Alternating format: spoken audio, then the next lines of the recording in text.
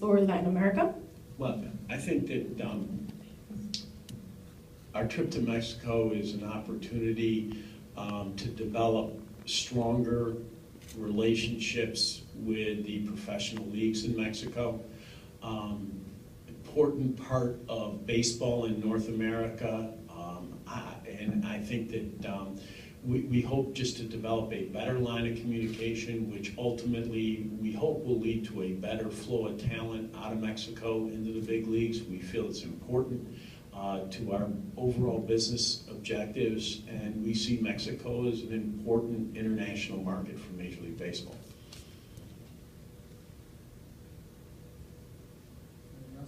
Anybody else? One more, Ron. You mentioned upstairs the ceiling rule and additional initiatives you want to take, so it's not just people being interviewed. Right. First, in things like the Dombrowski hiring, it seems like in the rush, the hiring, they didn't have to go through it. Does that necessarily have to always happen mid-season, or would you like to see changes in the formula teams have to follow there? And what are the other things you're thinking of? Well, not thinking about, let me do the second piece first. We have put in place a program where first-time candidates, mostly minority candidates, can work with people, resources that we have in our office, as well as resources through a consultant of ours, Korn Ferry, to get prepared for the interview process.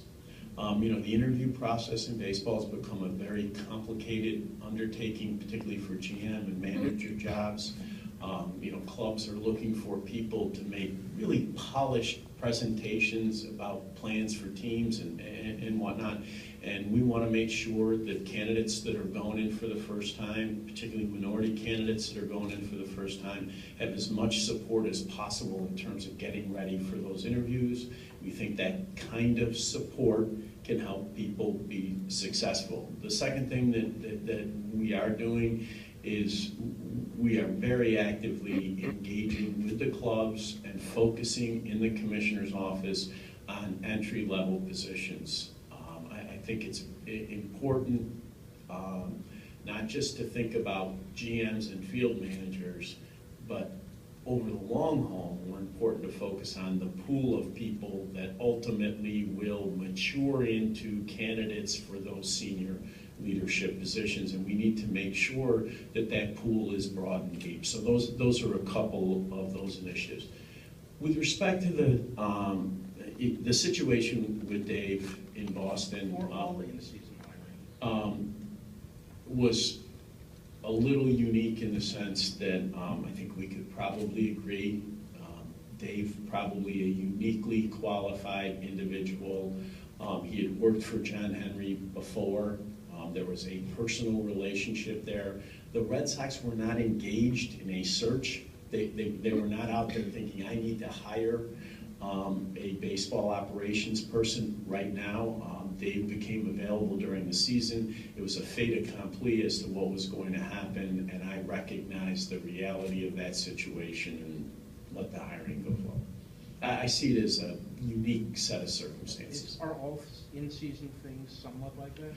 In-season things are really a challenge, Ron, and we're thinking hard about that. One of the things that we've also done to address the in-season issue is, if somebody's going to hire an interim manager who's on their staff, if there's a commitment that they're going to do a full search after the season, we've let that go ahead. In-season's a real challenge, particularly with field managers. Obviously, somebody's got to run the team, and we play every day. So we're thinking hard about those issues. You mentioned Korn Ferry, and it's only been 6 weeks since the Chicago meetings, but has there been any tangible fruits that come out of that relationship so far? Oh, there's been, Korn Ferry has rendered assistance to candidates for a number of positions already. Yeah, they are actively engaged.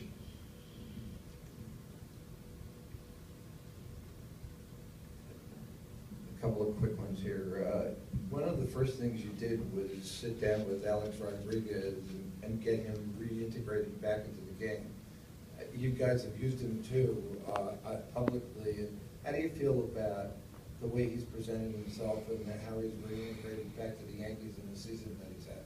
Well, I want to be clear about this. I sat down with Alex and we had a conversation about his undertaking to re-enter the game. The credit for his re-entry belongs to Alex. I hope I gave him good advice, but I think he's done a really good job. He's played very well. He's gone out of his way to try to do the right thing with respect to off-field matters, and I couldn't be happier for him. I'm glad it's gone well for him. Just quickly, when do you guys start gearing up? I know you have the end of the labor agreement in 2016. Do you start gearing up soon to start negotiations again? Yep. In terms of timing, we haven't had a firm conversation with Tony about start time, but I suspect the calendar will look like what we have done the last 3 times around, which is start, sometime after the first of the year and the begin, in between the first of the year and the beginning of the season, and try to get something done over the course of the year. With respect to internal activity, the Labor Policy Committee is already fully engaged in a detailed preparation process.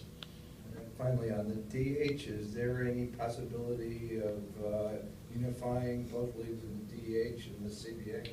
Well, look, is there a possibility? Yes, it is a logical possibility. I personally do not have a lot of interest in that topic. I continue to believe that the identity of the American League and the National League is something that's important.